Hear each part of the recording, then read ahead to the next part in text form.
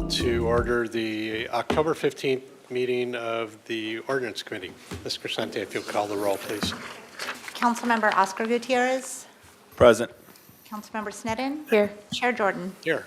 Thank you. And we will move right to our item. Ms. Crescente, if you'd read it for us. I believe we should take public comment for items not on the agenda. Really? Yeah.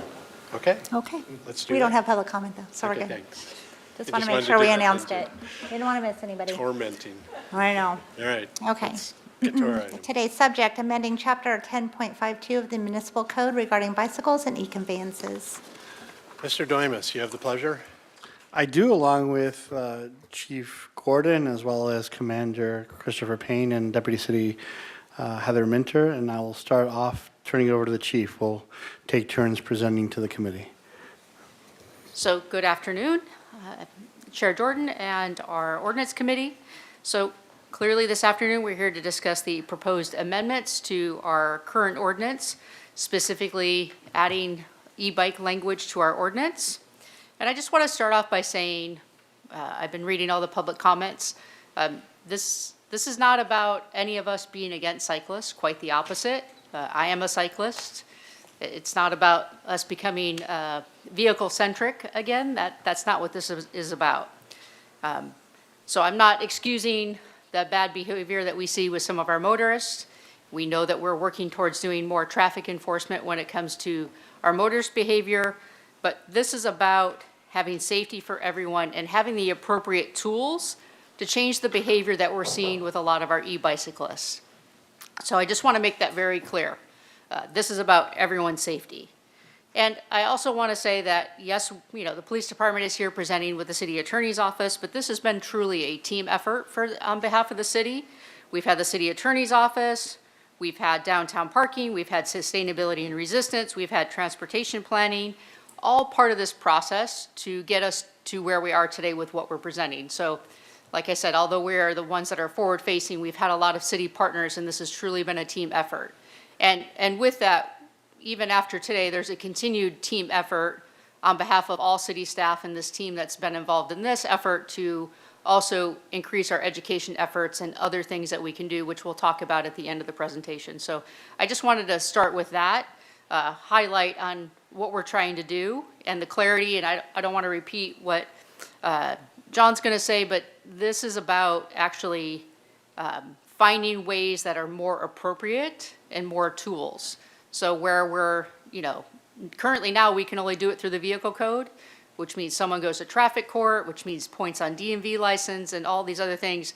That's why we're looking at this in terms of an administrative policy and trying to simplify the language that you see within the vehicle code. So I'm just going to give you that overall highlight. So we're going to talk about our policy objectives, the regulations themselves, some of the enforcement remedies, education and outreach, and a summary, and of course, at the end, plenty of chance for questions. So we've had a lot of challenges in relation to enforcement, juvenile law, balancing education and enforcement, and prioritization. So staffing, calls for service, and other community concerns, and how we prioritize that. And when we talk about challenges, I know that John will cover a little more in depth when we talks about juvenile law, but we have some things that hamper us in terms of enforcement when it comes to juvenile law and the criminal court system. So I just want to put that out there.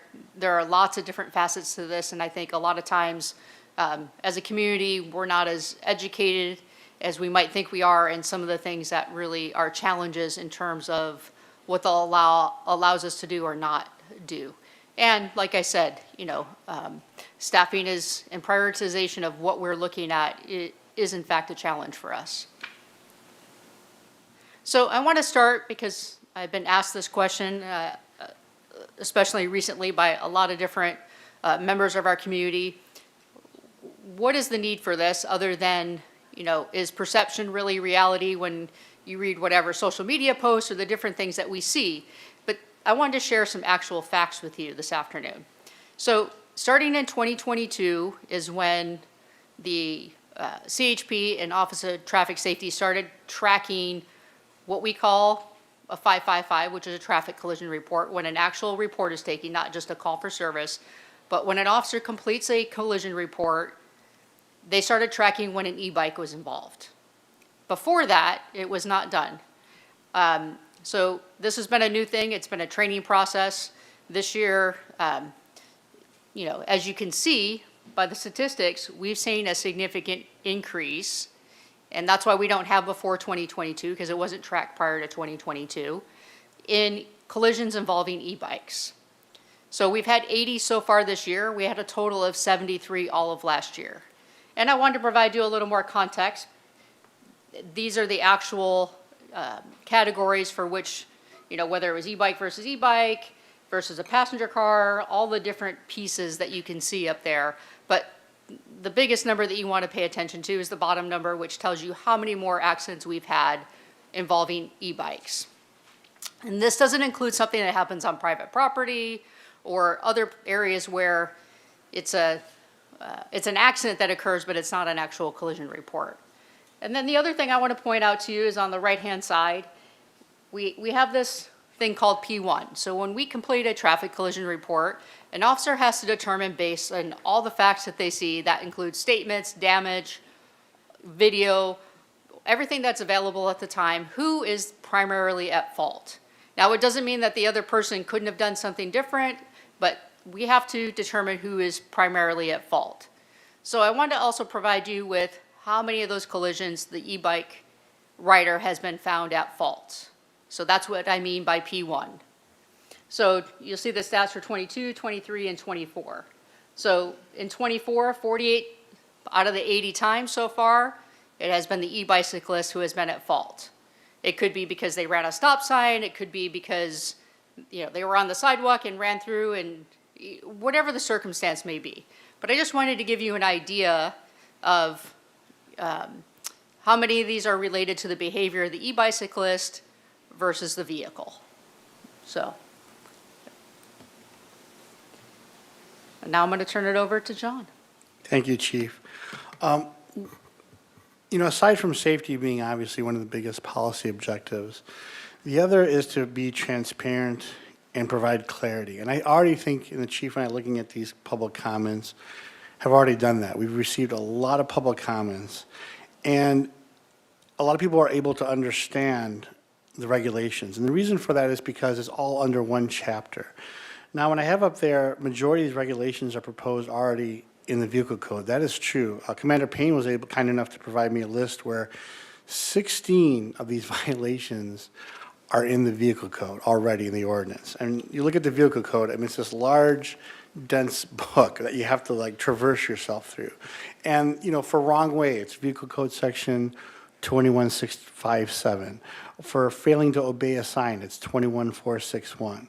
For reckless conduct for operating, bicycle or similar conveyance, it's 23103.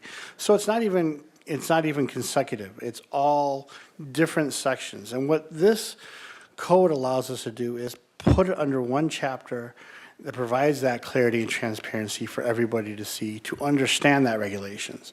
In addition, our regulations are also an uncodified ordinance, our emergency ordinance that we did for the promenade. Good luck trying to find that. That's a very difficult thing, not only for the officers, for the public. So when we're having all these regulations that apply citywide, it's also found in our emergency ordinance for the promenade. It's already found in the Vehicle Code. What we've done for that public safety transparency aspect is to put it under one chapter for everyone to see in terms of operating bicycle or e-conveyances in the city. In addition, as the Chief mentioned, by putting it in the Municipal Code, it allows us to have more tools. And in some ways more lenient, right? We stress education, which we'll continue to do, but the infractions are less. Usually they run for $328 for the first time. A lot of times it's a point on your DMV record, so it's a balance of doing that. So I would point out the policy objective has been at least met in terms of public awareness and public being able to look at this code and comment on it and see it versus, again, trying to figure out the Vehicle Code and being given a ticket and going to traffic court. So one, in my opinion, just by looking at the public comment, one objective has already been reached. Another reason why we've done this too is, our code last time we don't really deal much with bikes or e-conveyances. That section has not been amended for decades. You see up there on the slide, there's no definition for electric bicycles or any definition where it differentiates in our code between traditional and electronic bicycles. So that was another policy objective. And as I mentioned, another one would be removing the need for emergency ordinance 5944 as applies to the State Street Promenade. This would apply entire to the city. It would be a codified ordinance under the Municipal Code 1052, Chapter 1052. In looking at this, you know, in terms of a collective group, we focus on what other jurisdictions, we're not the only jurisdiction to deal with this. There have been some we looked at, like Manhattan Beach, Huntington Beach, a lot of coastal cities with promenades and wharfs and piers have been having similar ordinances. As you can see up there, Manhattan Beach did it via urgency ordinance, and their fines are much higher than we're proposing, right? 500, 750, and 1,000, where ours goes from 100, 200 to 500. But we did like Huntington Beach's implementation of the ability to impound, for example, an e-bike ridden by a juvenile dangerously. And again, it always goes to officers' discretion seeing this. And the reason for that is twofold. One is to, the current law really minimizes contact that the police department can have with juveniles. They can't really write them citations, but they can impound if someone's operating dangerously that presents a danger to themselves and others. And this requires a guardian or parent to come down and have that conversation with the police department to pick that bike up. There could be an impound fee, it could be waived, you know, and there's a due process mechanism for that as well. So I would point out that that impound section is probably the one outlier you would not see in a vehicle code section or anywhere else in state law. And that'd be the one big differential you have versus our ordinance. I'll turn it over to the chief and Commander Payne on the classes of e-bikes, if you want. And I'm going to turn it over to Commander Payne to talk about this, but I just want to, you know, on the topic of impound, the section as it's read in the ordinance does not say shall. It says may. So it is not the intention for us to go start impounding a lot of juveniles' bikes. But we have juveniles that we contact numerous times, and we want to make sure that we have a mechanism where then we can involve the parent. And as a parent, I know I could appreciate that I got that phone call and asking them to come to the station to pick up their juvenile's bike, and then we can have that conversation about the juvenile's parents, with the juvenile's parents about their behavior. But like I said, and Huntington Beach has only used that section actually once. And like I said, that is not our intention. That's why it doesn't say shall. It is a tool, and sometimes we need to have that tool in order to change behavior. So I just want to put that out there. You know, we didn't attach a large impound fee. We don't even know that there would be that fee because we would have to do, once we did one, we have to have a basis for all of our fees, or would have to be, this is how much time that actually took, and if we were to implement that fee as part of cost recovery. So I just want to put that out there so it's really clear, in addition to what John just mentioned. Good afternoon. Commander Chris Payne with the PD. When we're looking at the different variations of e-bikes that we have available to us today, they fall under the three different classes that are classified in the vehicle code. The class 1 bike is going to be a pedal assist only that has a maximum speed of approximately 20 miles an hour. The class 2 bicycle is going to be a little bit different in the fact that it has a throttle assist and will also allow the rider to ride up to 20 miles an hour. And then lastly, the class 3 e-bike that we have is going to be a pedal assist, but it actually has a max speed of 30 miles an hour. So the motors are a little bit bigger, a little bit larger batteries. And the difference is that you must be 16 years of age or older to ride one of these per the vehicle code, and they cannot operate on a class 1 bike path. And a class 1 bike path is going to be similar to what we have along Cabrillo Boulevard. We also have it on Las Positas. It's a dedicated bike path, so it's not the bike lane in the roadway, but an actual separate bike path. It's turned over back to me. I know we're harping on this point, but I think it's important that our sources in drafting this ordinance, again, come from the vehicle code and from the emergency ordinance. And so it's not an overreach. in the sense that we're not going beyond that in terms of laws or regulations we're putting in place. Again, that point to get across that's really important and key is that we're mirroring the vehicle code and we're just providing more remedies and tools. In a lot of ways, lesser fines or violations, not getting points on your record, but also allowing for conversations to happen. Conversations with the police department regarding juveniles, conversations when there's a due process administrative hearing, right? Instead of being in traffic court all day. And a way to have that conversation, a way to increase that education and awareness. So you see there up here on the slide, again, there's sections in the vehicle code that mirror already what's in the ordinance, requiring a person under the age of 18 to have a helmet, requiring a bicyclist to yield the right of way to pedestrians within crosswalks, obeying all traffic signs, et cetera. On the emergency ordinance, again, in terms of safe operation, not only do you have that in the vehicle code, but you also have that already in our state street promenade ordinance. A lot of people were talking about speed limits and et cetera. The way this ordinance effectively deals with that is about dangerously operating that. And it's a reasonable person standard, right? Is the person operating under these conditions, whether it be the weather conditions, whatever, are they operating in a safe manner? That's much easier to enforce than versus having a radar and having LiDAR and trying to get 15 miles per hour and putting a speed limit, right? Maybe going 20 miles per hour in a certain area is not unsafe, where if you have congested pedestrians walking around right next to people, that 20 miles per hour could be considered unsafe, right? So it is the reasonable person standard when you're looking at that, and it's what officers will be looking at, as well as anyone administering due process. Was that reasonable in terms of that? There are sections in there talk about not swerving. Well, if you have to swerve to avoid a collision, that situation would be reasonable, and you wouldn't be getting a violation for that. If you're just swerving to do tricks and all that, that's different. That's not. So that's what this ordinance addresses, and that's where the discretion officers have. And they have that besides this ordinance. They have that in their daily operations in terms of their lives when they're looking at and confronted with issues in terms of enforcement. So just to go over some of the proposed regulations that are really needed. So we have some new definitions, some clear definitions for bicycles, electric bikes, e-conveyances, and we do a lot of cross-referencing from the vehicle code. We put the section in there so it goes on and continuously. We define what's constitutes operating in an unsafe manner. We give different examples. It's not limited to, but just gives different examples. And I guess, as mentioned, there's discretion in that too, in terms of the conditions at time and a case-by-case basis. Would that be considered operating a bicycle dangerously or e-conveyance dangerously?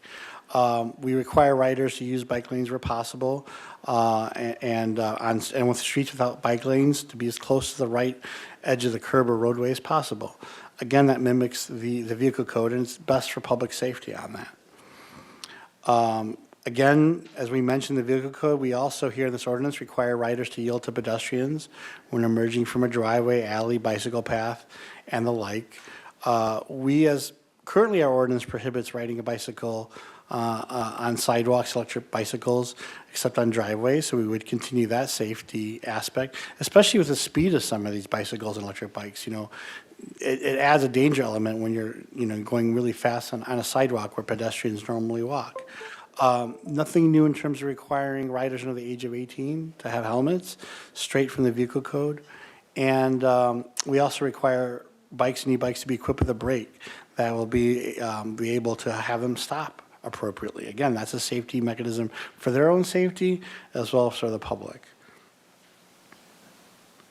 And then finally, when we talked about enforcement, so the police department still has the option to file under the vehicle code. I think this would take, because of the clarity of it and because of the options, I think this would take precedent of that, but that option is still there to cite under the vehicle code. As you can see, the fine amounts, generally are way less than it would be for a citation under the vehicle code, which is around a little bit over $300. As we mentioned, it provides impoundment for a juvenile's bike if they're operating in an unsafe manner, requiring a parent or guardian to retrieve it and have that conversation. As the chief on point said, it's a may in terms of the impound too, or the fee. And then, as always, our ordinances provide due process. So there's due process to challenge any impound fee, any citation through our administrative process. And that challenge could even go, if any fine is upheld internally, a person even has a chance to appeal that before court.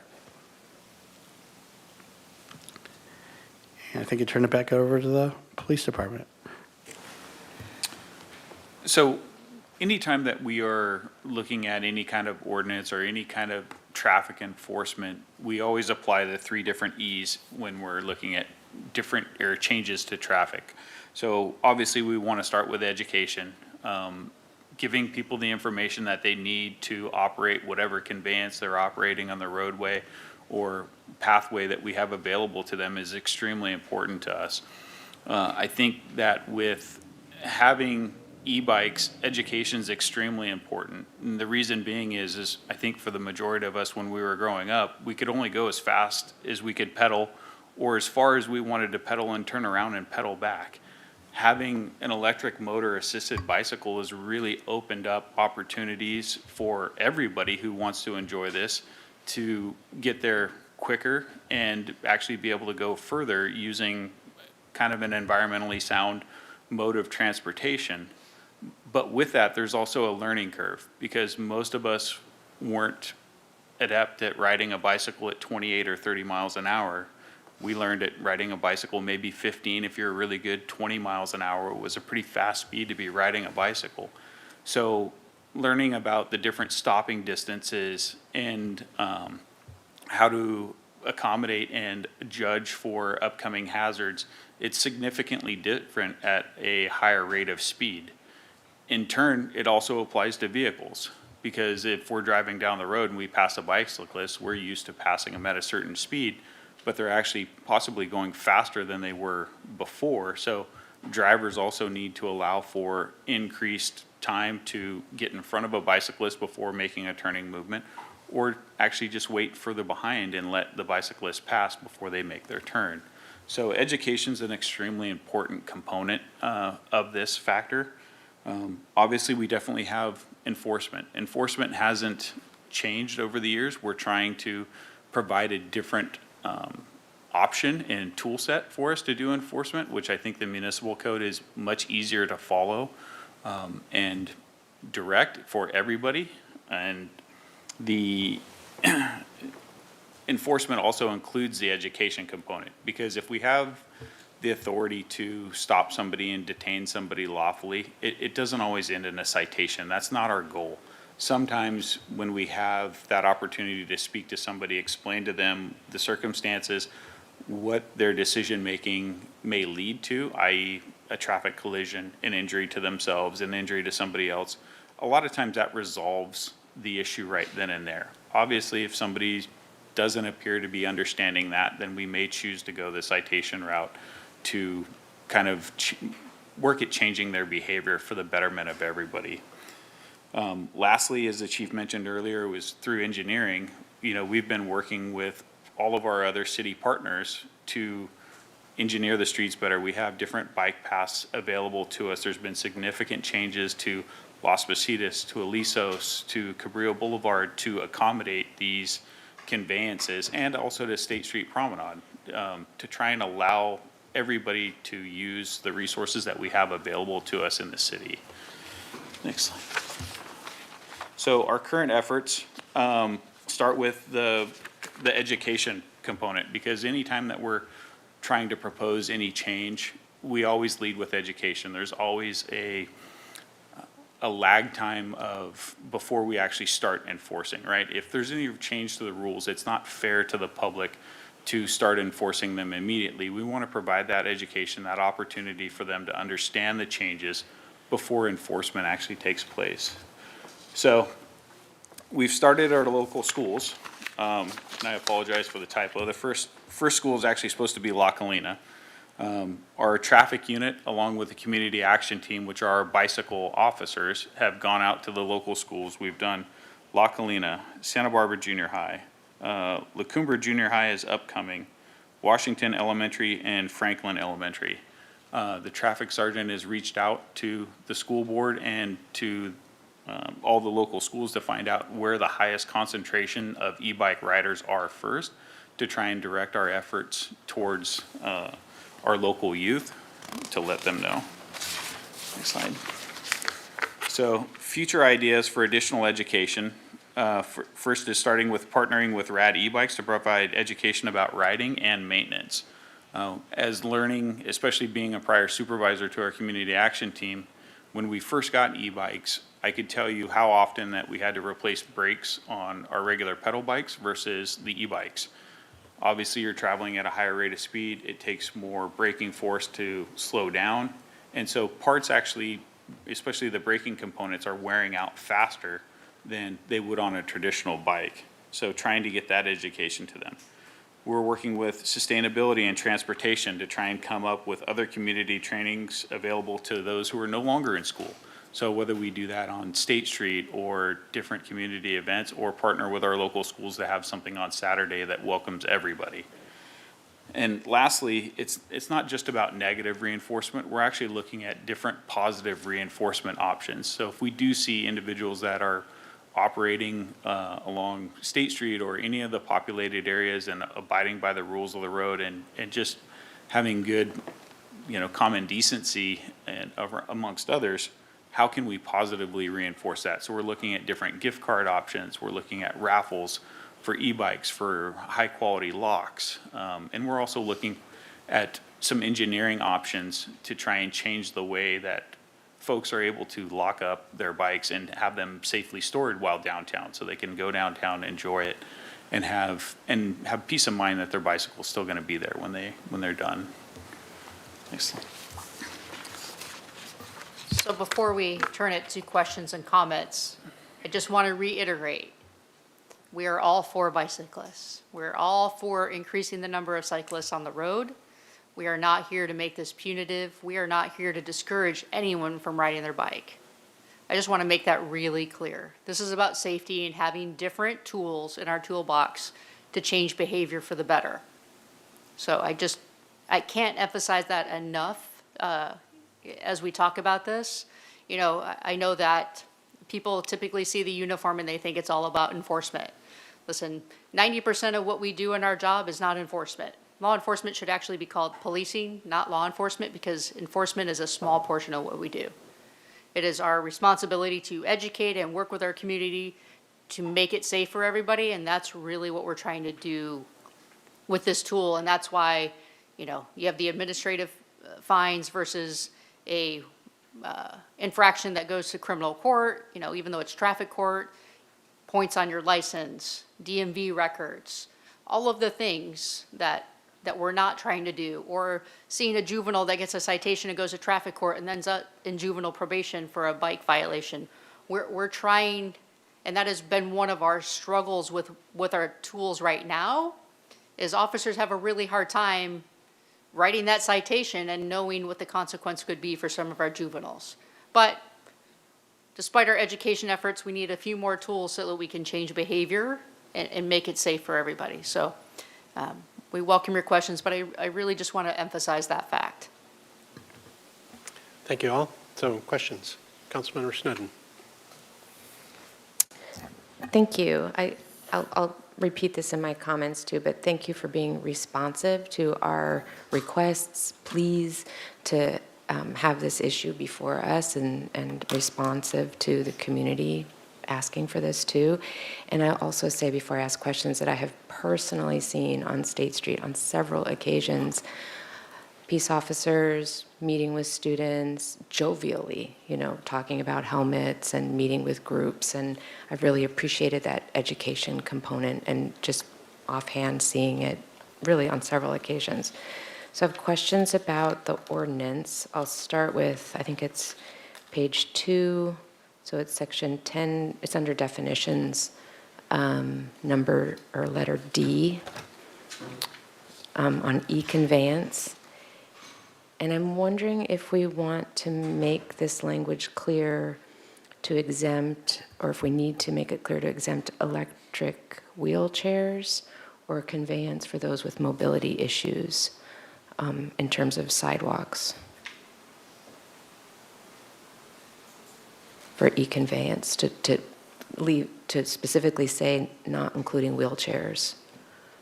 Chair Jordan, Councilmember Sennin, no, that's an excellent comment. I thought maybe we did have an exemption, but we certainly could put like an exemption that it would not apply to,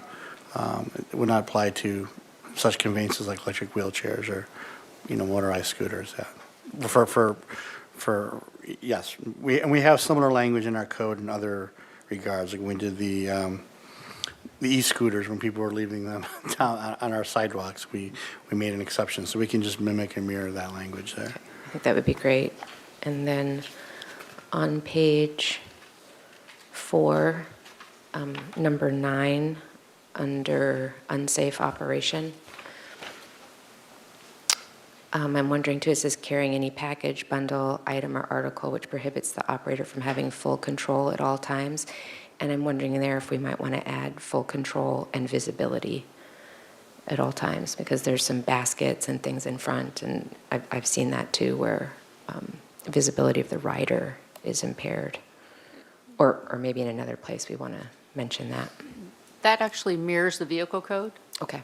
so we can certainly look at that, but that one specifically does in fact mirror one of the vehicle codes. Okay, thank you. It's 21205. Yeah.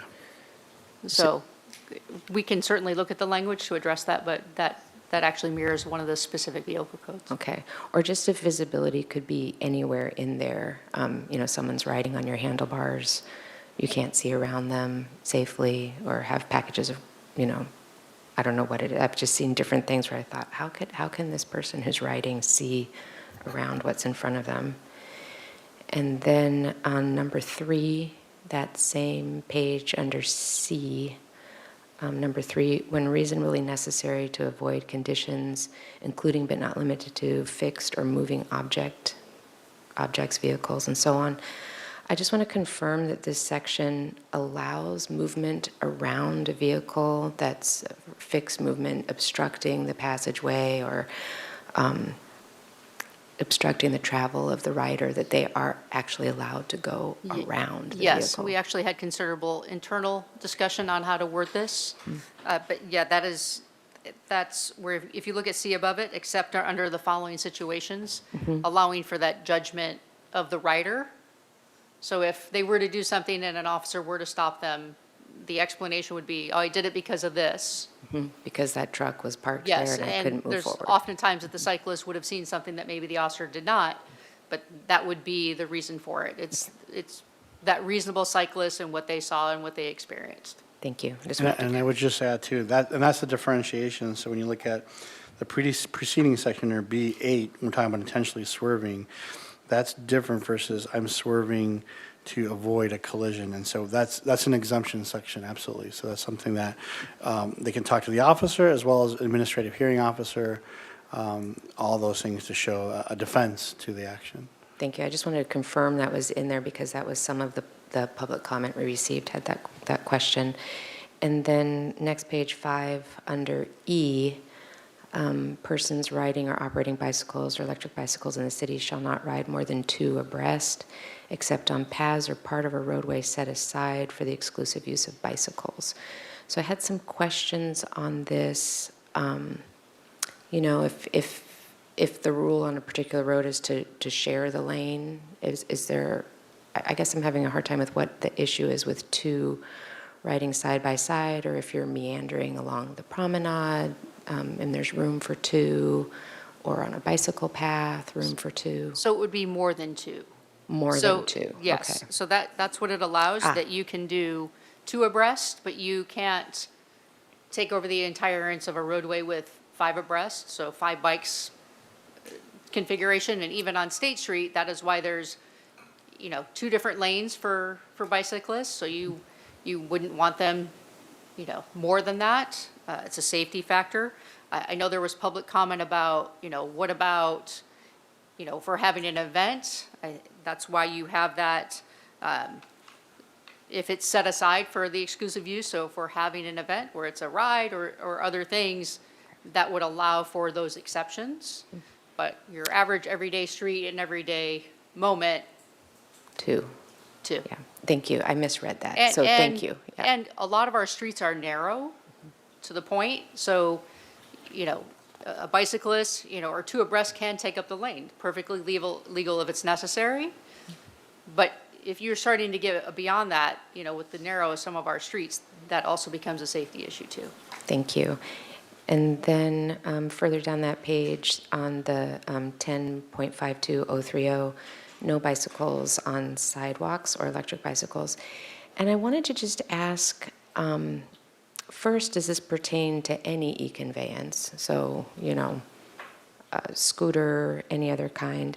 And the other thing I wanted to ask, well, actually three things on this, is if wheelchairs are specifically exempted here. And then also, what about age? So a 5-year-old riding a bicycle next to their parent on the sidewalk. And I know that seems like reasonable. No officer would stop a 5-year-old, but sort of in the language here, what are the limitations on that? So this is specific. This is not one of those that includes all e-conveyances. If you read it, it's bicycle or electric bicycle. So it would not include the scooter or the wheelchair as you're referring to. This one's very specific. As far as a 5-year-old with their parent, that's going to be where the judgment of the officer comes in, and does it present a danger? I mean, clearly they're not going to cite the 5-year-old, but they may educate the parent on whatever the circumstance may be a safety factor. Okay. Because typically you're also not, those are typically done on a bike path. You typically don't, or at the park or a place where the child is riding by themselves and not with a parent. Because if you have a parent who's also riding with the 5-year-old on the sidewalk, that is problematic. So if the adult is riding, but I'm thinking it just happens so often in neighborhoods. There's a sidewalk, there's a little kid riding on a bike. Right. Not a problem. Like I said, I mean, it's hard to make that and try to come up with a specific, unless John has the wizard wand right now, but it's hard to, carve that out. That's where we talk about, spirit of the law, letter of the law, and most of the time that does happen in, your individual neighborhood where it's not creating a safety hazard at the time. Thank you. I know it's a very unclear answer to your question, but.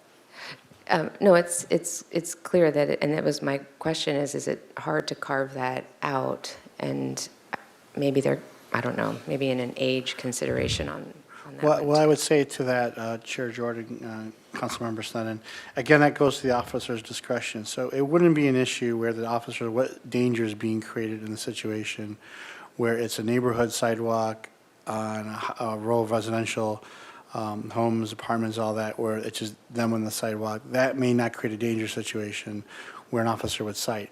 If it's on State Street in the middle of the day and you have a 5-year-old and a parent on the sidewalk, that may create some issues that it could be a danger even to the child. And that's where the conversation happens on that type of situation.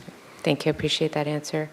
And then I guess my last, I guess it was a comment, so I'll save that for the impounding.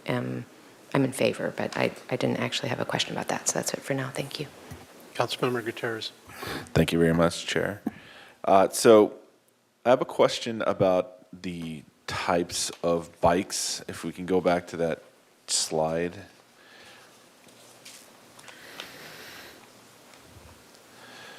I can't remember what page it was on.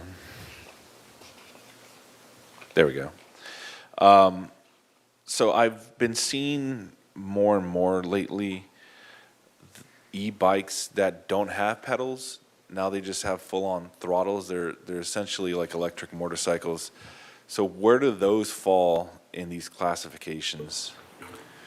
They actually, excuse me, Chair Jordan and Councilmember Gutierrez, they do not fall under these classifications. It's a completely separate classification.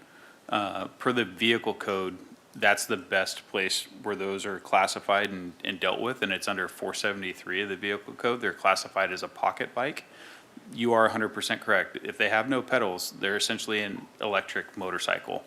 And there are different classes of electric motorcycles. There are 100% electric motorcycles that are capable of traveling freeway speeds, but the ones that we're typically seeing in town that look like a modified dirt bike, that's what would fall under the 473 of the vehicle code, which is defined as a pocket bike.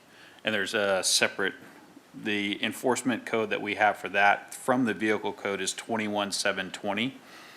which simply states that it cannot be operated on any public property and it's an infraction.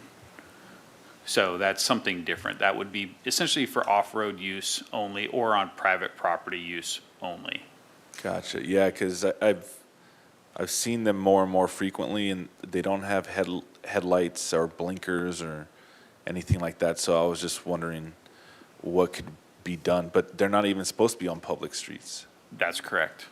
Yes, and we have started educating our officers because we, just like everyone else, are evolving with technology.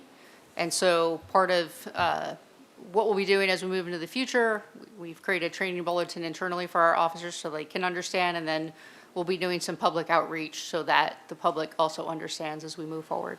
But Gotcha. we didn't want to, the vehicle code is very clear with that. They're not allowed, so we did not want to bring that into this ordinance. Got clarifying. And when it comes to citations, are officers supposed to meet a quota, or is that not done anymore? Chair Jordan, Councilmember Gutierrez, that's actually illegal. Oh, so that was never a thing? No, that is, we cannot have quotas. There's no such thing as a quota. If you look at how we actually track an officer's quote-unquote productivity, that's why we do our mission strategies now. And so we look at public contacts, not just citations. What are they doing with their entire day? We have no quotas whatsoever. And the purpose of writing a ticket is not to write a ticket. It is actually to educate and change behavior. And the other thing, people think that issuing a citation is a revenue generator. It is not. We get a very, very small amount of money out of a citation.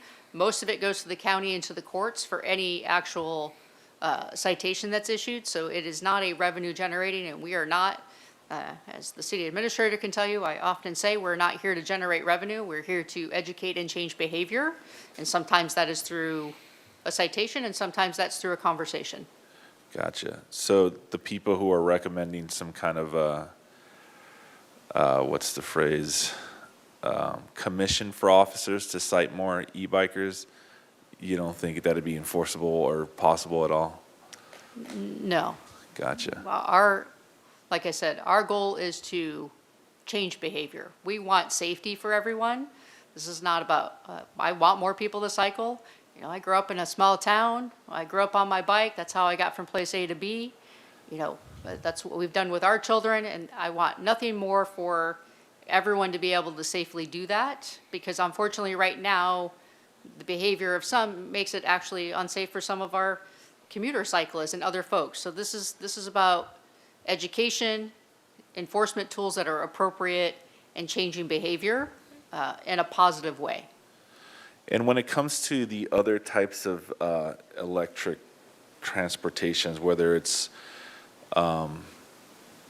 electric scooters or, you know, there's new things coming out almost every day, you know, even electric roller skates and such, what are we considering any type of enforcement on that, or is it just because the e-bikes are going at a faster speed?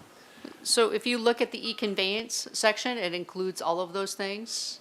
And that's where we talk about, you know, that's why the section, and it starts with the unsafe behavior. Because if we need to do education about unsafe behavior on any of those, we can as well do that through this ordinance.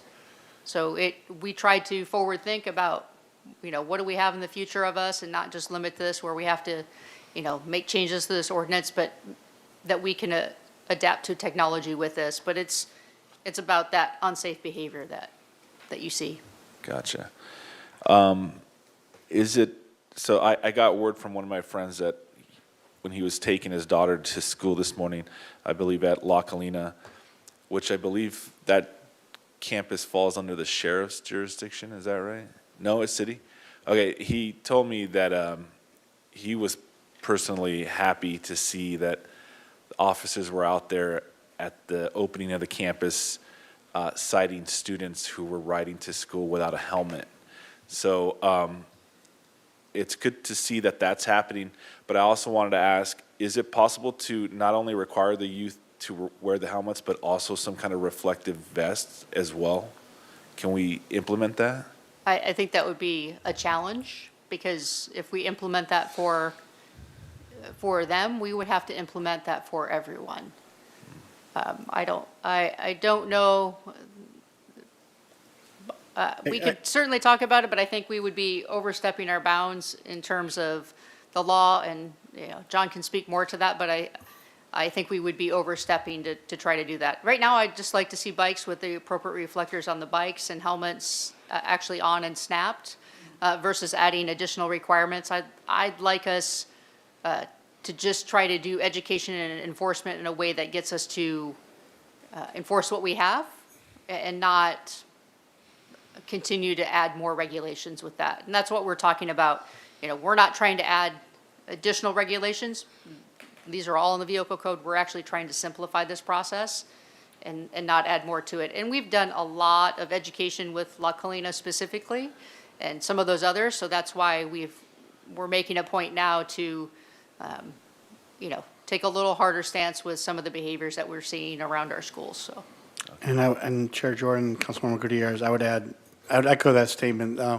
We don't want to create a preemption issue, and so that's what's important, that our regulations here go up to the vehicle code or in that ballpark of it. We don't want to go beyond that because of the preemption. What this does is, it clarifies it by putting it under one chapter and allows us to have many more remedies, and in some ways less punitive and less and more helpful. I think the chief gave the perfect example of the hesitation of police to cite juveniles, right, and having this issue go to court versus having a conversation with the parents, et cetera. So we don't want to go beyond what the vehicle code has. We want to kind of stay at that kind of threshold. Okay, thank you very much. I have several. You snuck that slide 4 in on that graph on encounters with e-bikes. That wasn't in our packet, or else I would have given you a heads up on this. But you're not going to know the answer, so I just kind of want an anecdotal sort of reply. But if you had a similar graph over a period of time on car versus cars, or cars versus pedestrians, do you think you would see a similar significant rise in numbers? I'd have to look at it specifically. We've actually seen it increase more in DUI related versus, and a lot of those are vehicle versus parked car. I'd have to look at all of the numbers and the totality of it. So I You know, think- we certainly have seen since, you know, it's a little harder with e-bikes because we don't have historical. We only have, I don't have pre-pandemic numbers Right. for e-bikes. We Well, only I'm have. even just talking those 3 years. Yeah. So I guess it'd be an interesting comparison on, is this a e-bike centric phenomenon, or Right. is it just a roadway phenomenon? I'd have an opinion there, and I'd like to be shown correct or incorrect. So it'd be great maybe if you bring that to council. Back to the pocket bikes. So do we run into any trouble with whatever we're calling the thing formerly State Street and our designation of it in enforcing particularly pocket bikes, and then also e-bikes? Or are we using every tool that we can to make sure we're not caught in a conundrum that it's still being treated as a street and we don't have all the power we would as a pedestrian promenade? So I'm going to divide my answer because you got a couple Okay. of different questions going on there. I'll start with the Surons or the pocket bikes. Those, the vehicle code still applies because they're not allowed on any public right-of-way. So it's not an issue of enforcing the vehicle code in the promenade at this point in time because it's a completely different classification. Then moving to e-bikes, we tried to resolve that with the emergency order along with a promenade. And I think what happens is that it's hard for us to provide clarity to the public by having a separate rule somewhere else other than having it in our current bicycle section under the 1052 section of the municipal code. So by now including e-bikes or all bike riding in that one section, and make it inclusive of the entire city, then we help resolve the issue of bifurcating where we can enforce and where we can't enforce. We should just have one municipal code that applies citywide and not a specific special ordinance for the promenade area. And kind of to that point, I know you're going to tell me I should just follow the food trail, but with pocket bikes, and there's nothing, unless I'm missing it in this ordinance, this draft ordinance, about e-bikes or even other bikes, nighttime lighting responsibilities. And that's probably, you're going to tell me that's probably a vehicle code reference. But when I'm looking for one place shopping for what we're trying to educate you on or help your behavior on, both of those aren't in that. And they would seem common occurrences. I see the same thing too. I see this exponential rise in these little motorcycle things zipping up and down the street at night. And I see constantly, just forever, a couple of years, I see fast-moving e-bikes particularly without headlights, that are closing the distance really quickly on you because they don't, and you just don't pick them up because they don't have a headlight. So can we also pick both of those up just so they're in the same document when you're talking to people and they don't have to go to a vehicle code also to cross-reference? So I think we have that covered under the 1052-040 subsection C. Which one? 1052-040C. It's on page 6. Okay. We have in there the reflectors affixed to the front and back, into the rear of the bicycles or electric bikes. In terms of riding on the actual roadway, the California Vehicle Code covers it under 21201 subsection D. But there's a for requirement for requiring- front and rear lighting, isn't We there? Right. could There's- add that to that section. Yeah. Yeah, I don't think that's an issue, John. No, that would be no issue. okay. I can name too many other things we do where then you end up having to go look at 2 resolutions and 3 ordinances to kind of put everything together for the most common thing. Walk me through an example of what you would think is a situation where you would impound a bike. And So, I can help if you want an example. I will give you a personal example. Okay. How does that, All right. Gordon? During Fiesta, I spent a great deal of time walking on State Street. And there were a group of several juveniles exemplifying some of the behavior that we're talking about here. And I waited till they got off their bikes and went and had some yogurt, right? And they were sitting having some yogurt, and I walked up in uniform, and we had a conversation about their behavior. And a majority of them were very receptive. One of them, on the other hand, was not very receptive to what I had to say. And, probably 15, 16 years old. And he had a lot to say back to me about what I was asking. And we were just having a conversation. So, am I going to impound that bike in that moment? No. But later that day, I did in fact see him, and whereas his friends stopped, put their bikes where they should have, and clearly our conversation had made the appropriate change in behavior, he escalated his behavior in front of me. So that would be a situation where if we couldn't have another conversation and fix it, or a citation didn't fix it at that point, an administrative, then I would probably want to impound his bike so that I could have a conversation with his parents. Perfect. So that would be the thing. It's, kind of like that progressive discipline. Does the conversation work? Does the citation work? And if not, then maybe we need to take the bike so that we can have a conversation with your parents, and maybe then they can help educate you and change your behavior appropriately. Right, perfect, thank you. Then last question, I think it's for you, John. So, well, this is a good comparison or not. When we implemented the food vendor ordinance registration licensing thing, we gave it a period, a moratorium period that involved everything we've already been talking about, engagement and education, and I don't know, it might have been a year. And then we said, but effective at the end of that year, that's when we start, like, saying school's in session now. Can we structure the citation, the actual, you know, the quote unquote, the nastiest parts of this, so for a commitment that, say, we would get through the slowest times of the year and say, so just pick a date, May 1st, and we would commit to just engagement and education, and then after that time, start our more serious enforcement action that would include administrative citations.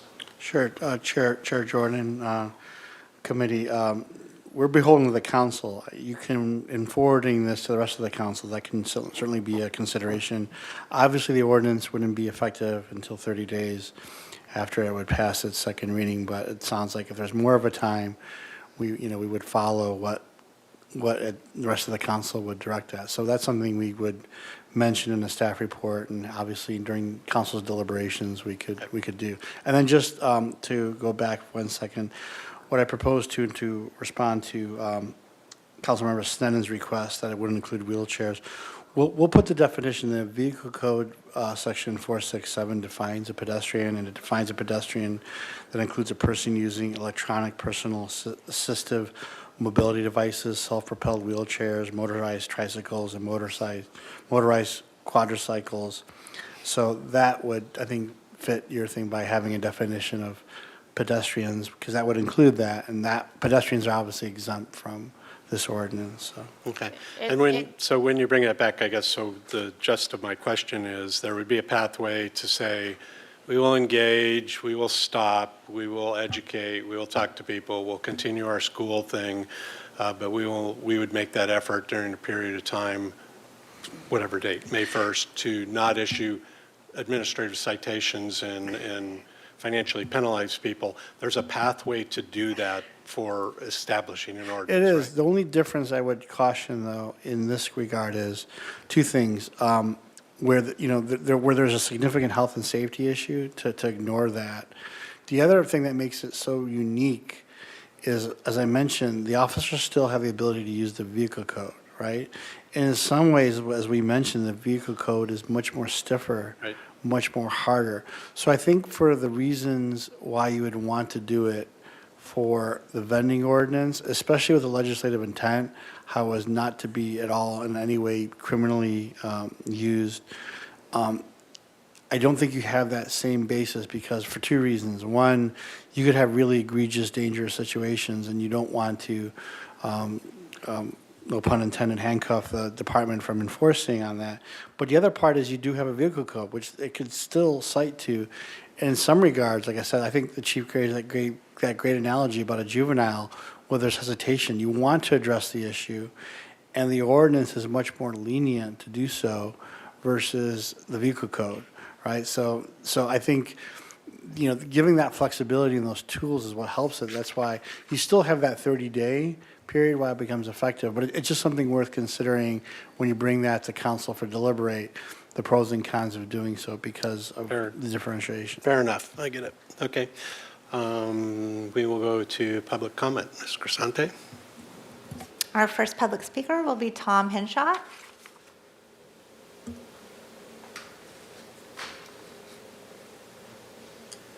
Members of the Ordinance Committee, my name is Tom Hinshaw, Santa Barbara resident, cyclist, pedestrian, and I confess occasionally a motorist. With the exception of one word, I have no problem with the ordinance as proposed. My problem is with subsection D of section 10.52.020, which reads, "Any person operating a bicycle or e-conveyance upon a roadway or a highway which carries traffic in one direction only and has two or more marked traffic lanes shall ride as near the left-hand curb or edge of such highway or roadway as practicable."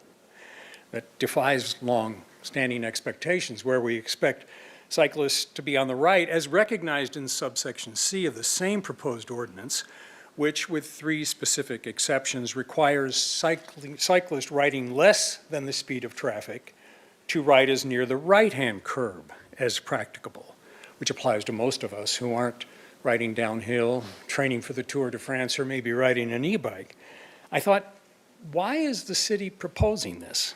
Now, I've ridden and driven down many multi-lane, one-way streets, and I've never thought to myself, gee, it would be so much safer if the cyclist had to ride over here on the left. So I looked into the origin of this provision, and it turns out your subsections C and D are almost identical to Vehicle Code Section 21202, almost. In the law, almost is a very big word. And here is where we get to the one word I mentioned at the beginning of my remarks. Subsection B of Vehicle Code Section 21202 reads like your subsection D, except it says the cyclist may ride as near the left-hand curb or edge of that roadway as practicable. May ride. Your proposed ordinance says shall ride. Is this a trap for tourists? Everywhere else in California, riding on the left is optional, but here in Santa Barbara, it's mandatory, and riding on the right might cost you $100. I hope the word shall in subsection D is a mistake. If not, whoever wrote this ordinance has some explaining to do. The word shall makes the ordinance internally inconsistent and inconsistent with state law. I ask that any enacted ordinance insert the word may in place of shall in subsection D of section 10.52.020. Unless there are any questions, that's all I got. Our next speaker is Art Ludwig. Art?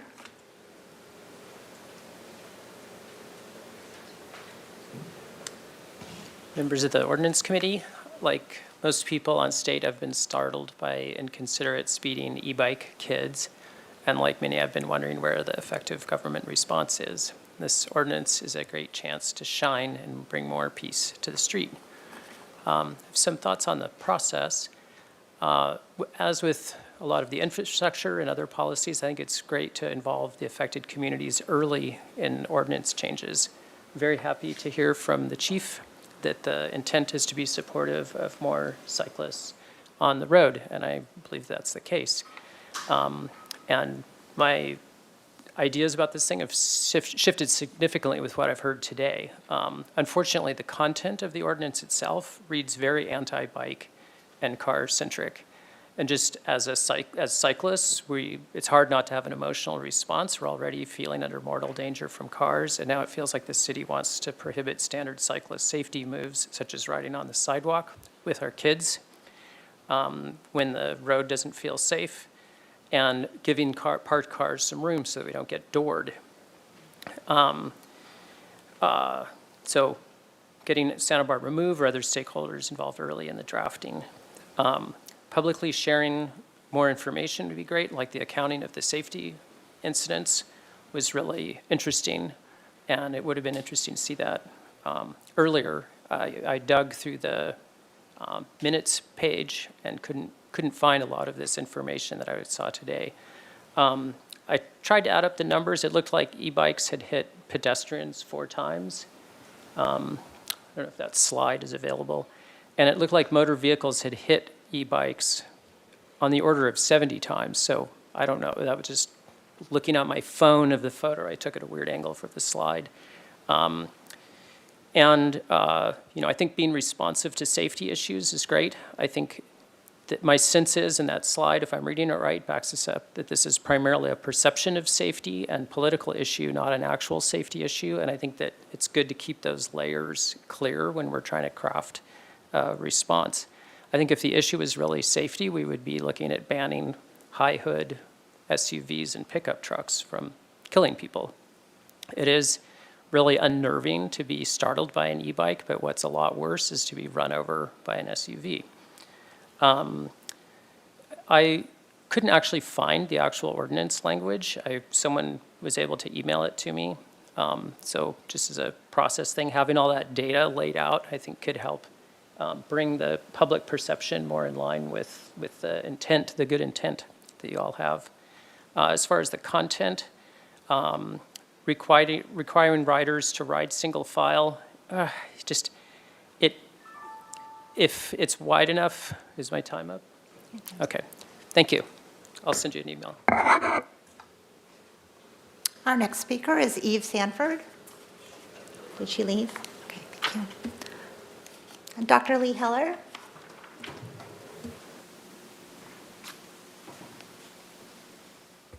Chair Jordan and council members. I want to thank Mr. Doimus and the police department staff for all their work on this, because this is a big deal. And it's really timely. I am, as an environmentalist, a huge supporter of bicyclists. I wish I were one. I'm not, from some early childhood trauma.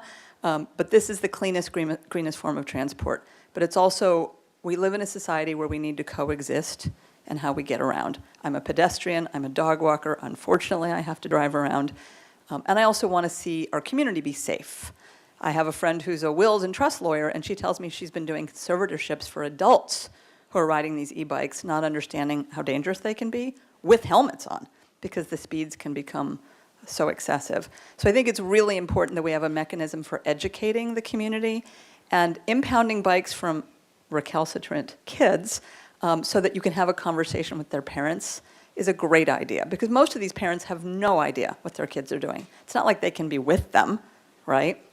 They don't know if the helmet's on the kid, they don't know what speed the kid is riding or how appropriately or how politely. I had a friend in Lompoc several years ago whose daughter was pulled over and warned for being both helmetless and with a phone in her hand. And her parents were really glad to hear so that they could take appropriate steps. So I am strongly supportive of this ordinance. I think it's also great to get all of the law in one place so that people can look for it in one place. And obviously, although I understand, Councilmember Jordan, that you would like a longer ramp-up period for education, I think our police department has a pretty good history of educating first and enforcing second. Finally, the engineering part can't be in the ordinance, but particularly when you look at high-traffic places like State Street, it's probably going to be necessary to back up these laws with physical changes that slow riders down. I believe that Oscar made a reference at a previous council meeting to those little bumps in the road that cover wires. So let's not forget the engineering component, even if that's outside the purview of this committee. Thank you. Our next speaker is Mark Sapp.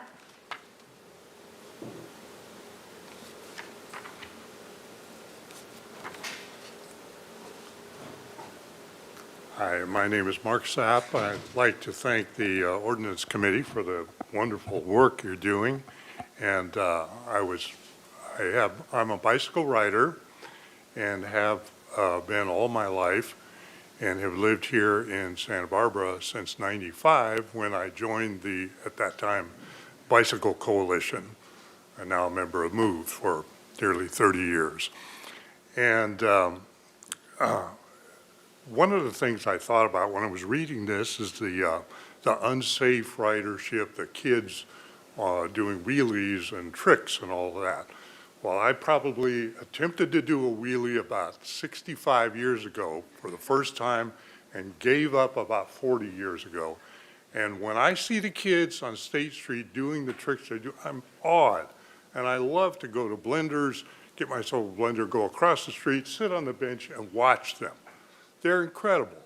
And these are kids. These are kids having fun. And when we say you can't do any of those things on any public street, right-of-way, bicycle path, lane, or trail, people have been doing wheelies for 100 years, and they're going to keep doing them. Where? I don't want to see these kids all on their phones playing video games. I love seeing them out there doing something physical. So I think we need to take a step back and give them a break.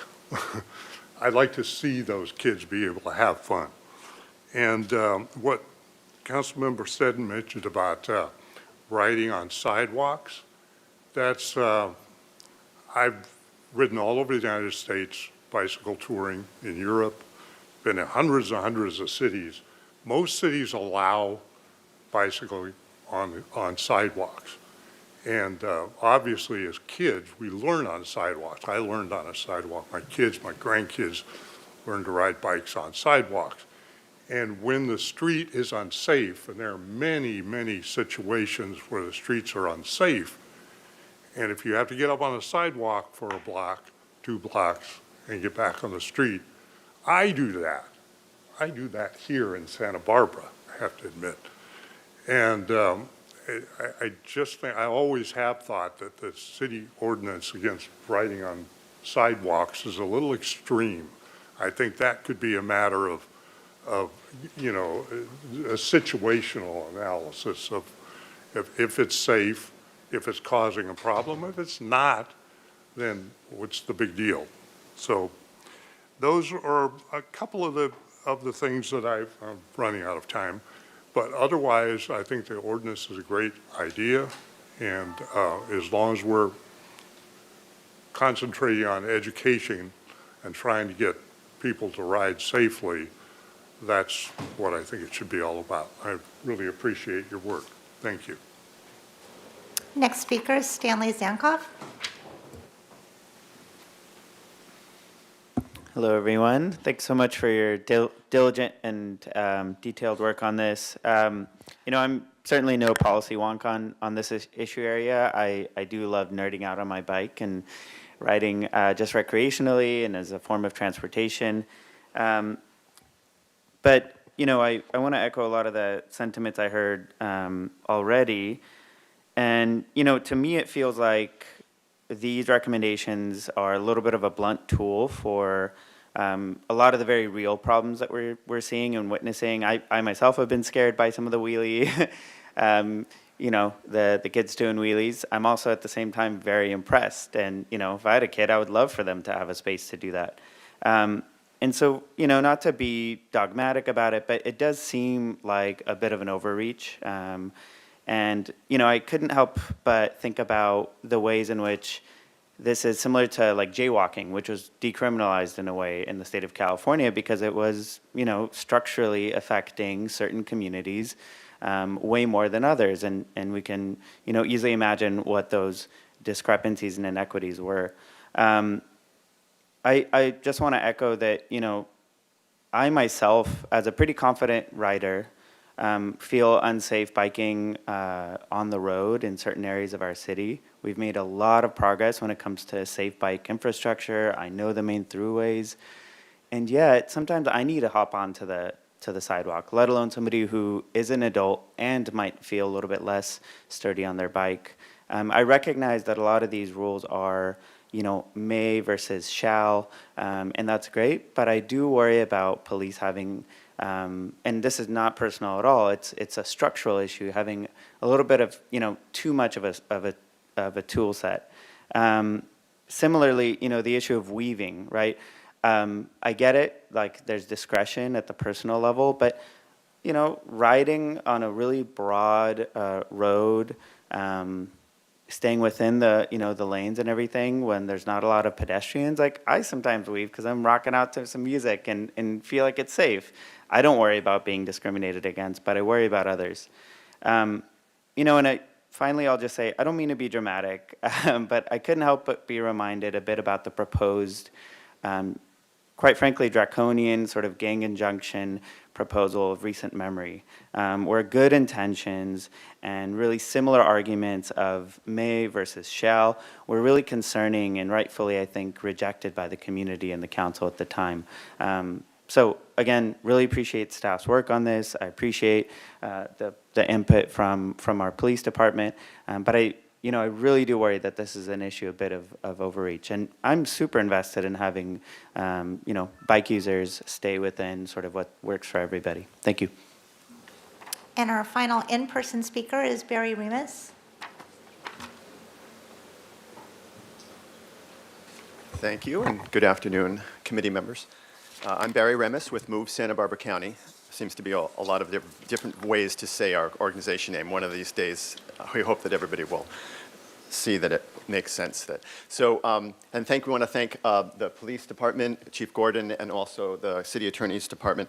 I want to clarify just right out in front, Move Santa Barbara County is not opposed to these ordinance amendments in their entirety. We just have some concerns about some items, echoing some of the sentiments that were already stated. We just want to see that this is fully, as Police Chief Gordon said, fully transparent, clear. We really hope that when the education component comes out about this, that we the city will take the time and really make the effort to make sure that people don't misperceive that certain groups or certain members of our communities might be unfairly, overly burdened by restrictions. We've never used the word target in any of the emails that we've sent out, so that might have been a little bit of a misinterpretation. But just going through, and there's a number of items here to point out, specifically on the ordinance in 10.52020, number 8, where it's intentionally swerving. As was mentioned, we do hope that we want to clarify that there could be an exception to that, to really take into account that if a bicyclist or an e-conveyance operator needs to take evasive action to avoid a collision or avoid injury to somebody else, et cetera, that swerving could be allowable. And again, it's at the discretion.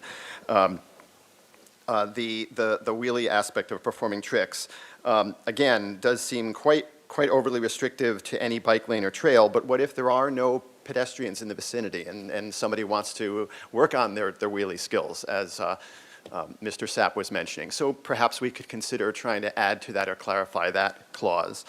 The item about right-hand lane, CVC code, it does indicate that on a state of the bicyclist may stay to the right as practicable, and that's important. So in C, it mentions staying to the right, but then in D, as per Mr. Crenshaw's remarks, if it's a one-way street with 2 lanes of traffic, it doesn't really quite make sense to then say that they should be staying on the left-hand curb. However, if the rider intends to make a left turn, then yes, they should be. And we've always taught per CVC that bicyclists should stay to the right, as far right as to the road as practicable, that leads to their destination. Another item to note, as I run out of time, is that for the impounding item for juvenile, if a bike were to be at the discretion of a PD officer be impounded, and that gives the opportunity to have a discussion with the parents, what happens to the juvenile? Are they given a ride home? Is the parents called to have to pick the juvenile up? Those things, I guess, we should also think about, and we just want to see that we maybe think a little bit more about the specifics on this before you send this to the full council. Thank you so much. Chair Jordan, we have 2 individuals online who have their hand raised. Our first speaker will be Sullivan Israel. If you can unmute, you are ready to speak. Hello, can you hear me? Yes. I asked because I would like to let you guys know that for the first 20 minutes of the meeting, you guys were muted. So some of us who were watching could not hear you. So I'm sorry if I referenced something that you said during those 20 minutes, but we couldn't hear, and there were no closed captions either. I was happy to hear the police talk about how they want to encourage cycling, and a little pleasantly surprised. And I say surprised because, frankly, it feels like some of the language in here was not written like by someone who has ridden a bike or is familiar with cycling in our city. The 2 main points I want to bring up: prohibition on riding on the sidewalk.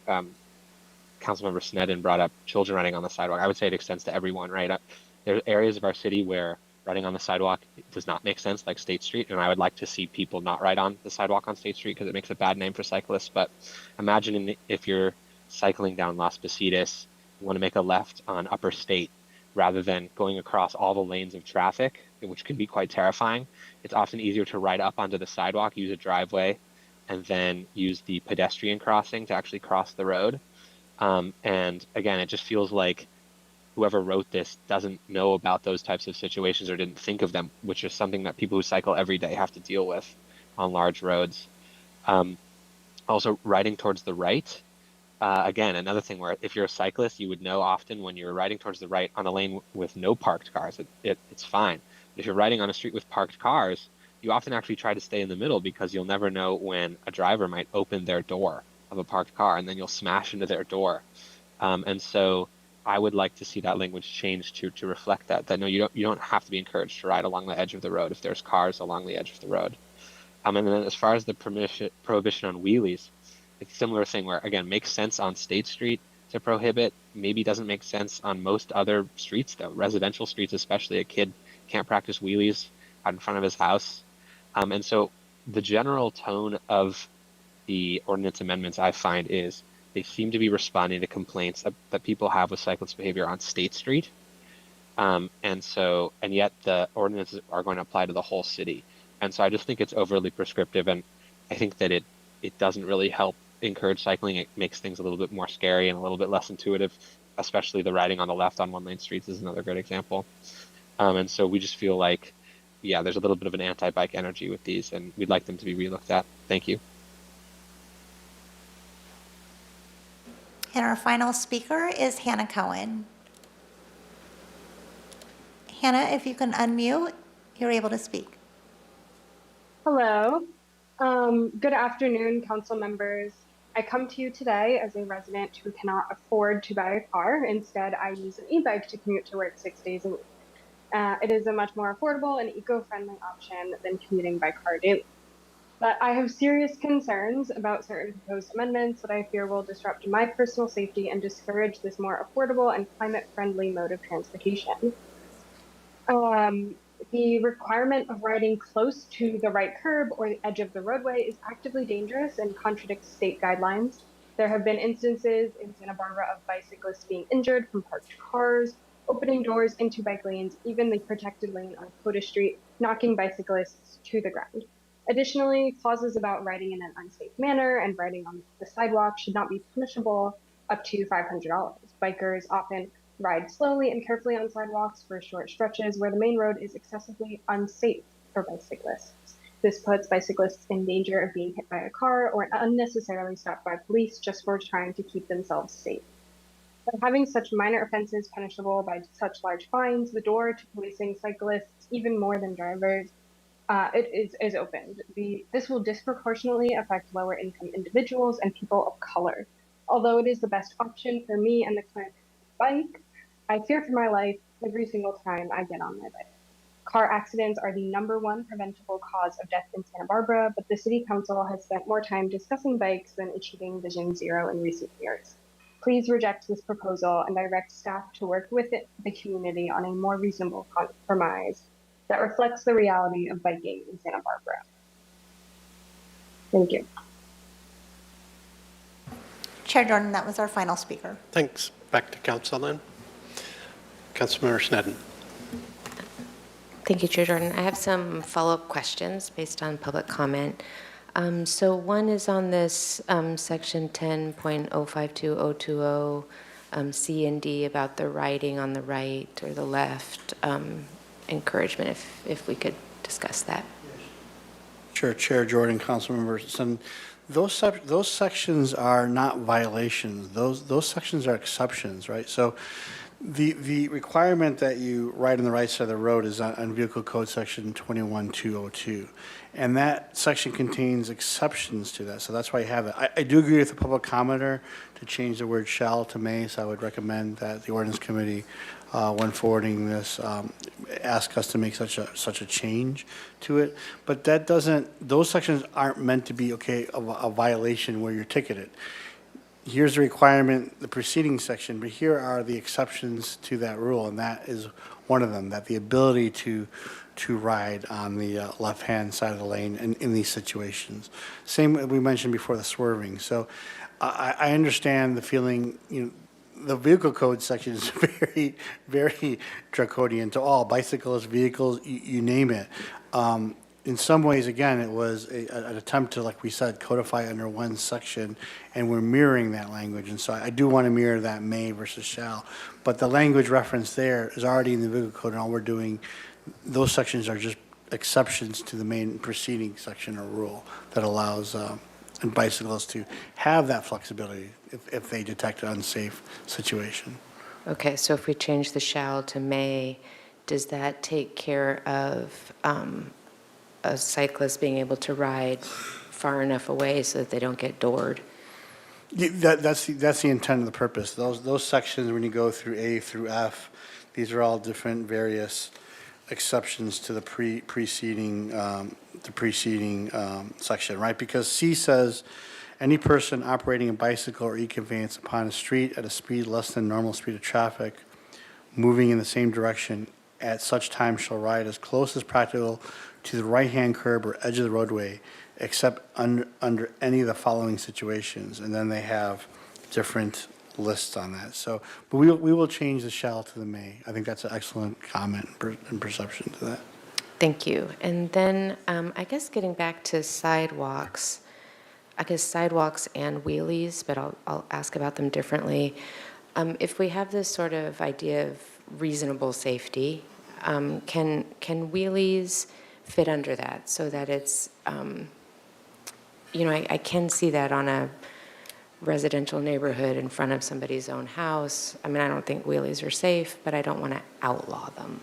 I would hate to put a vague description in there of an unsafe. I think maybe we could add some language within 50 feet, or I think we can look at that language in terms of wheelies or a parking lot, or I think we can look at that. I mean, but in terms of just generally on a roadway, I understand, if they're just practicing, but actually riding with one wheel on the ground versus two, and then not having brakes on an e-bike. So I think we can look at the wheelie section and just see if we can craft some language that allows for some of the things we've talked about that have been brought up in public comment when we bring it back to council, if the ordinance committee approves it moving forward. But I think we can look at that section a little bit. Or if it needed to be more descriptive, just not in places where pedestrians are also sharing the space. Right. I just hate to try to craft that language in this moment. This is a question about Yeah, looking I think at, we can okay. look at that section just to take in the public comment and concerns and just have a little time to put our heads together to see if there's a better wording to address those issues. Sure, Chair Jordan and Councilmember Sun, true, because, it's not just State Street Promenade, right? If you're having people doing wheelies on a bike lane next to cars, right? And the ability of that's a situation you want to avoid. If you want to do a park or trail, people are walking pedestrians on a park or trail by Cabrera Boulevard, that's not a place to do wheelies. So geographically, it's hard, so we put it that way. The one way we originally wrote this is, again, that reasonable person. An example is jaywalking, right? You're not really going to get a jaywalking ticket in general for people doing it daily around town, but when someone jaywalks and all of a sudden just darts out in the middle of the road and causes brakes to be slammed and all these things, an officer is probably going to cite in that situation because look at the danger they created themselves and others. I don't think our police department would cite an individual doing a wheelie in front of their house on the sidewalk when there's nobody around. What is the public danger? And that's also why when you have this administrative hearing, the administrative hearing officer can look at that. Well, what danger did that situation create? So they has an ability to even challenge it because the officer has to list the location, the time. They have to give a narrative of that. As the chief said, we can still look at that, but that's why I at least wanted to give the reason why we had that prohibition. But we do recognize there are always these exceptions where you can't identify or write every possible situation. That's where the reasonable person standard comes in the law, right? And that's what it's there for. And that's what I'm suggesting there with the reasonable person standard. And I think the same with, and maybe you can comment on this on sidewalks, that I would think definitely no e-bikes on sidewalks. So currently, the ordinance says no bikes on sidewalks. And that is one of the things that we see that causes a significant amount of angst amongst folks. I think that removing that from our ordinance, I'm not supportive of for a lot of different reasons, but the first and foremost would be safety. I think that going back to the reasonable person standard, if a cyclist gets on the sidewalk because there's some sort of safety hazard on the street, that is that reasonable person standard where that's the conversation, that we have. But I can tell you a lot of the complaints that I get right now from the community are related to not having enough enforcement of bicycles on the sidewalks because of the interactions, between pedestrians and e-bikes on the sidewalks. And to the point, one of the public comment was about, well, it's only for pedestrians, but a lot of those don't get reported. When it's pedestrian versus bike, a lot of those aren't reported to the police. We don't ever actually go out and take a report. So we know that there's a lot of those interactions that actually are not captured statistically. So like I said, it's been in our ordinance, and I think it should continue to be for safety reasons. And I think it goes back to that reasonable person standard. And to the point, if a cyclist is jumping on the sidewalk because there's an issue that's unsafe, that's what that would equate to, is that reasonable person standard, so. Thank you for clarifying that. I think I want to ask, for my own understanding, is the reasonable person standard, it can be also a protection for a person who is, I don't want to say violating, but is acting in ways that are different than prescribed by the ordinance. It's a sort of protection for taking those actions. Okay. And I myself have been clipped in the heels by an e-biker on the sidewalk on Figueroa. And when I asked him to please stop, he used profanity with me and told me to get out of the way. So I do think that there's issues with cycling on sidewalks when its pedestrians are present. I want to make really clear, this is not for me an age issue. There are a lot of comments about that. I'm a bicycle rider too, and I have been unsafely treated by people of different ages. An older gentleman than myself told me to get out of the way, Grandma. So it's not just young people, it's a behavior thing. Are we ready for comments too, or just, okay. Unless you want to see if there's other questions first. Oh, I'll see if there are other questions first. Do you have any other questions? I have a couple. Thank you, Chair. My question is about the impounding charge. Is that the same charge for a car, or are they different? No, so an impound fee for vehicles is completely separate. This is not going to an impound yard. This would be going to our station, so this is very different. And it would only be cost recovery for the officer's time and our time for it. But like I said, that is now not relying on a tow yard to waive that fee. We can waive that fee if we need to. And we have not set that fee because we don't actually know how long this would take. So we, as part of that cost recovery, we would come back to council more than likely, after we've done this, as part of the budget cycle, then we would come back and actually assess the fee that goes with it. Now, if we were to impound it, we don't have the fee mechanism, and we would just release the bike to the parent. Oh, so there is no fee. Not at this moment, because we haven't Gotcha. established one yet. Okay, but you'll give us a recommendation. Yes. Okay. And just to add to that, then the fee would have to be approved by council during an amendment of the master fee schedule. So Okay. council would still have to approve it. And when it comes to cyclists that are doing things like squirting people with water guns, is that considered assault, or how do you deal with that? Yes, there are other sections of the penal code that we would use. That's when we don't rely on the vehicle code, then we rely on the criminal penal code, and such as battery and other things that we would rely on. So like if you would catch them kicking over a cone or something, would that?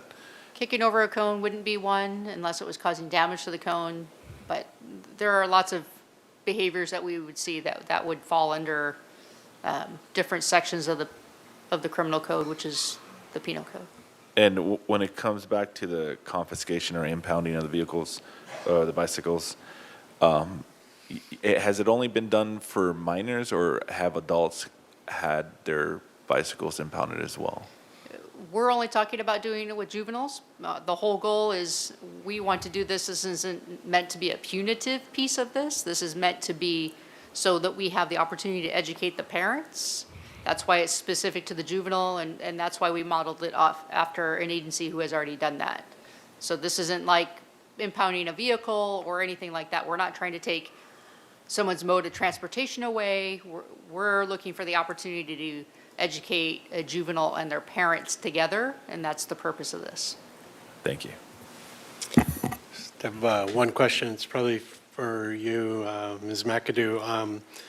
It's not lost on me that I don't want to make Oscar crawl around on the street with super glue and some little domes, but there is a couple comments were made on to the accompanying actions or remedies like this also needs some engineering. It's appropriate for us to, if we decided here to include a comment in our recommendations up to council to prompt that to be looked at as part of this adoption too?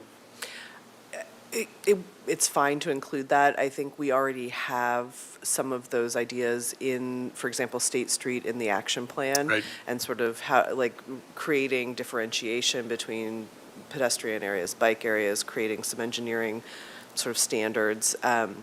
I think there would be very limited places where we'd probably want to do that, and so mostly it would be State Street, but it's fine to include. It would help light the fuse there a little bit. I mean, because this basically just puts the emphasis on enforcement. And as long as we don't have any physical changes, it leaves the basis on enforcement without getting some help to that enforcement team too, right?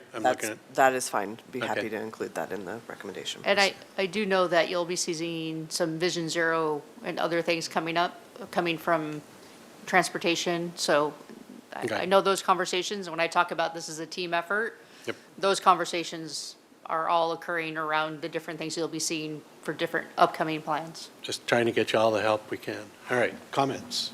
Ms. Sneddon? Thank you, Chair Jordan. I just really want to thank you again, all team, for really responding to our requests to address this issue and to have it in writing and have it be clear and transparent, and making the effort to have there be ordinance language in one place so that it is something for the community to respond to and to reference. I really do believe that the emphasis is on education. I've personally seen this on several occasions where law enforcement is talking with people and with clearly the goal of education as a conversation. And especially through the presentation, it's clear that it's more restorative than punitive, that isn't the goal of this, but to give tools for education and for safety. That slide, I think it's the new slide 4, that the significant increases in collisions involving e-bikes, and I really want to emphasize this is for the safety of the e-bikers as well as for pedestrians and as well for all users of the space. A couple of years ago, and I've seen it since, but if you pick up anybody at Santa Barbara Junior High and you see these young, precious people with no helmet and really no understanding of motoring laws and taking their lives into their hands in ways that they're just maybe not even aware of, and certainly I don't think their parents are aware of the risks there. And looking at these numbers, I mean, I don't know, that looks to me like 163% increase in collisions since 2022, and just the trend of these numbers is really troubling, and emphasizing it's for the safety of everyone, including the e-bikers. So I want to thank you for looking at other jurisdictions, what other areas are doing. It's something we have been asking for. I do appreciate the concept of having a mechanism and using the may for the impound rather than shall, I think is really, I think we've proposed it even, that why can't we impound bikes if people are unsafe users? I mean, if there was a 13-year-old driving a vehicle and it was unsafe operation, we would remove the vehicle from the youth who is operating it. They'd be a danger to themselves. So I think it is an important tool for the safety of the rider and for also other people trying to safely enjoy the space. Children, people with mobility issues, everyone, pedestrians.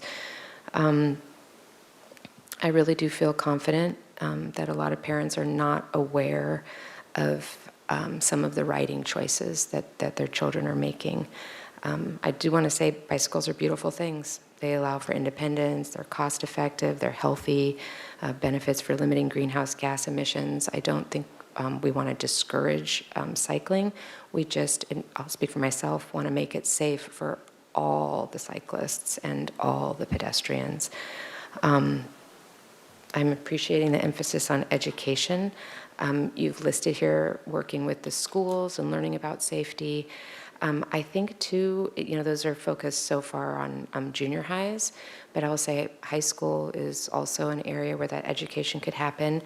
And I know from experience with my 3 kids, the youngest one having just gotten her license, driver's license, The downtown Santa Barbara DMV, they're very, very strict about driving rules around and with cyclists. And what I noticed when we were practicing over and over and over and over in that area is that cyclists aren't always following the safety rules, which makes it very difficult for vehicles to act safely around cyclists. So that education component, I mean, 16-year-olds, 15-year-olds get that when they're taking driver's education, if they take driver's education, but I think so many people are not aware on both sides of those rules. And I learned new things by restudying safety rules about, moving over into a bike lane and when to turn and when to signal. So I think really keeping that education component starting in junior high, but throughout is a good idea, and I appreciate that. For general comments, just making sure that there's language that's exempting the wheelchair, so thank you for that, Mr. Doimus. That was quick action on that, so I think that's a good addition. I do trust that we're looking at safety for riders and pedestrians, and that we're not intending to be punitive. I am in favor of removing of the ability to impound vehicles for juveniles that are really causing safety issues for themselves or for others. And I think the piece of being able to have the conversation and education for parents too is a really good idea.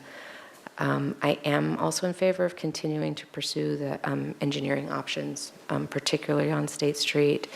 I do support the additional language on lighting that Councilmember Jordan mentioned.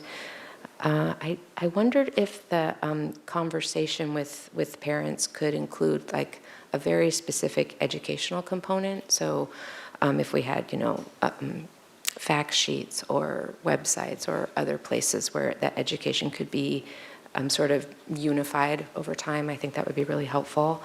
Let's see. It's really, really helpful to have all this information in one place. And then I just would want to continue to look at that this not be outlawing wheelies. I guess I'm not personally in favor of wheelies. It's clearly, with reasonable person standard, unsafe on State Street, unsafe in pedestrian areas. And I'll trust that you take time to kind of look at that, and I am understanding that it's difficult to be squishy on the language with that, but that is the one area, and again, not that I'm a fan, but don't necessarily want to outlaw. And then also with the comment to change the wording, which you've already indicated you're planning to, from shall to may on section 2.052020. Thank you. Mr. Gutierrez. Thank you so much. As I've stated publicly in the past, that I am a e-bike rider, and I'm an advocate and even, I would say, an activist for bicycling. But I'm going to have to take my bike helmet off and view this as a council member whose main priority is the overall safety of the city and community at large, because I've gotten enough reports from residents, from business owners, employees, city staff, and I have personally witnessed enough bad actors for me to have to do something more than what we've already been doing. I don't want to just be picking on the youth, because I've seen adults do the bad acts as well, and I've got plenty of anecdotal experience that I've personally witnessed and experienced to go off of, from kids, witnessing kids spray people with water guns, witnessing adults literally kick over chairs in the street, get yelled at by a business owner, have them loop back around and kick the chairs over again and curse at everyone around. And this was an adult, not a child. This is a grown man who was probably in his mid-40s. And it's hard for me to witness that and feel like, oh yeah, I want to defend that person.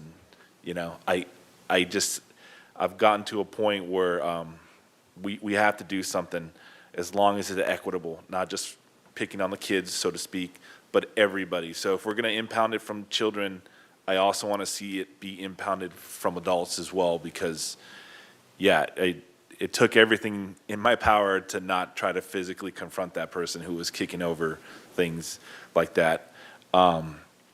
So yeah, I do want to hear what the majority of the council has to say about this as well, and also give more time for the public to respond and give us their input about this issue. So I will be recommending this moving forward to the full council. But other than that, yeah, I really appreciate, and I just want to make clear to the public, this isn't coming from the PD. This is coming from us telling the PD that we need to do something. So let that be known that, I mean, the chief said it clearly enough. This isn't something that they were inspired to push further. It's coming from us. So yeah, I just want to make sure that everybody knows that.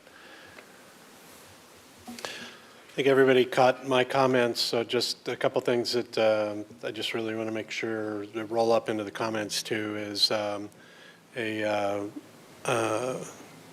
just a prompt to council to not take their eye off the ball on the elephant in the room behind us on State Street and the engineering components that can play a passive role in enforcement without people actually getting out there and enforcing. I think that solves a problem, and then it solves the perceptual problem with people feeling like they're being policed also.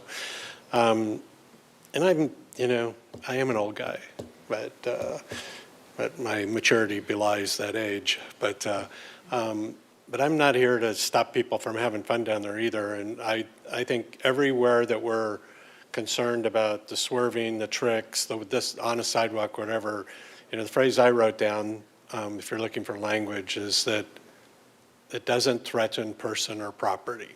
So try and play with all those issues that still allows people to have the freedom of expression, the freedom of fun, whatever.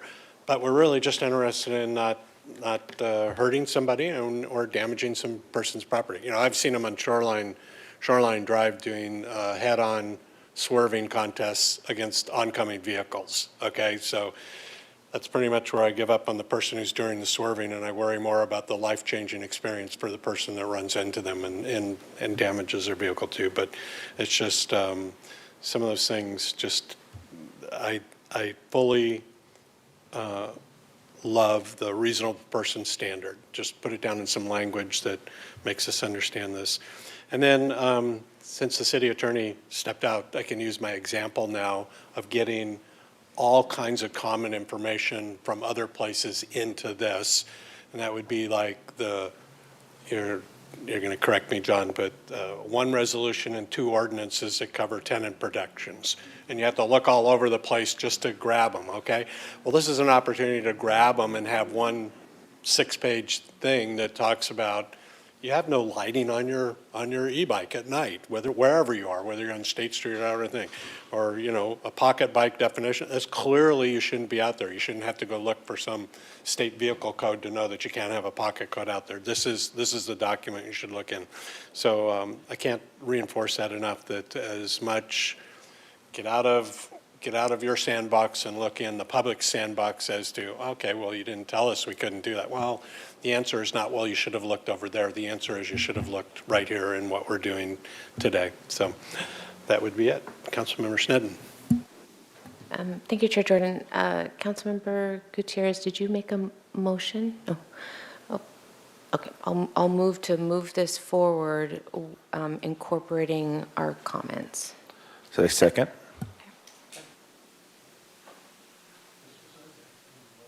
Would you load us up there for a vote, please?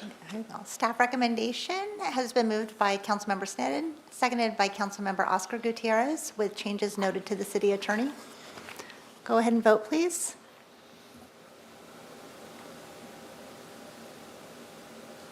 And that's unanimous. That is unanimous. Thank you, everybody, for your work on this, and we'll be adjourned.